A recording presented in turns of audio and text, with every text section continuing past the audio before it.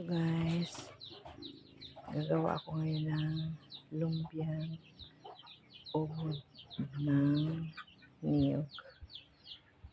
Merienda mamaya after sa cottage prayer. Ayan. 4 na niyog. Tapos 200 pieces na lumpia. Papamigay din sa mga kapitbahay.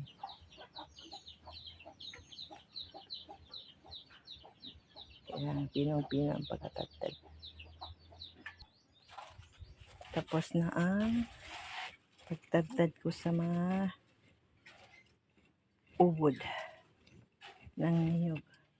Itong hiniwalay ko, ito yung haluan ko ito mamaya ng gawin kong gulay. Haluan ko ng pritong isda. At ito yung matitigas na part ng ubod na itatapon na lang.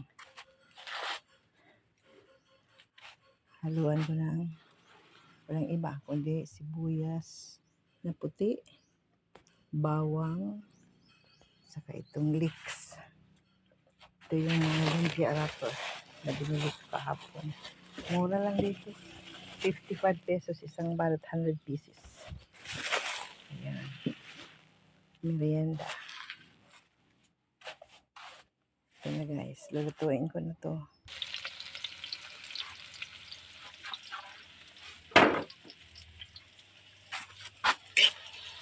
Kasya ba kaya ito? Ang dami pa naman, 4 pa naman.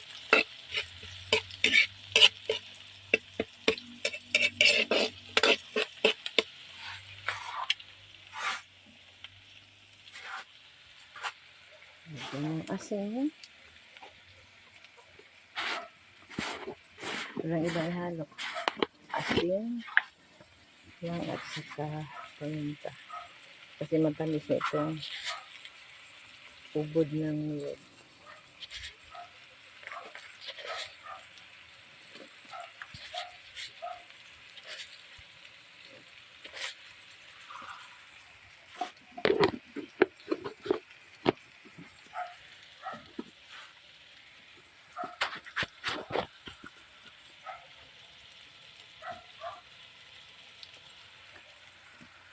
Inihan ko pang maanghang konti.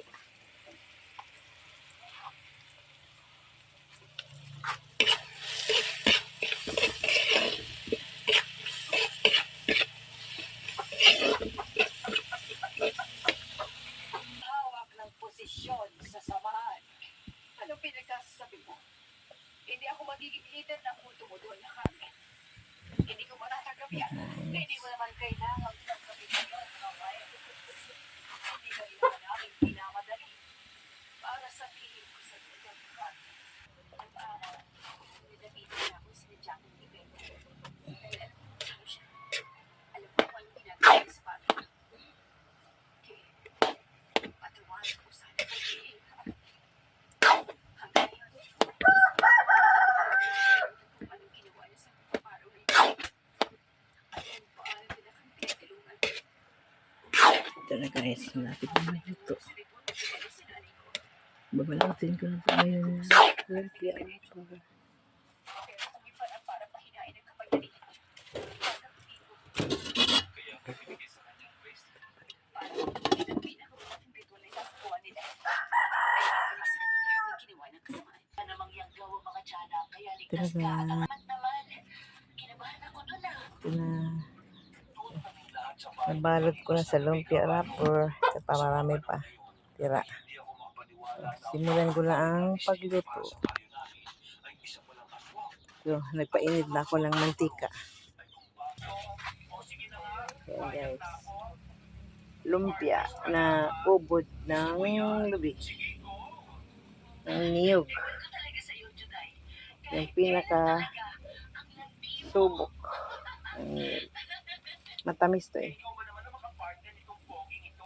Lumpiang ubi ng lumpiang ubod ng niyog. Ikaw lang ang haharap sa kanya, Alan. Guys, ito na ang lumpia kong ubod ng niyog. Sarap guys eh. May isa pa tong kulay, yung puti. Pero inuna ko tong colored kasi malambot kasi ito pag may color ang ano color ang wrapper. Malambot. Ito yung daming mga pitas.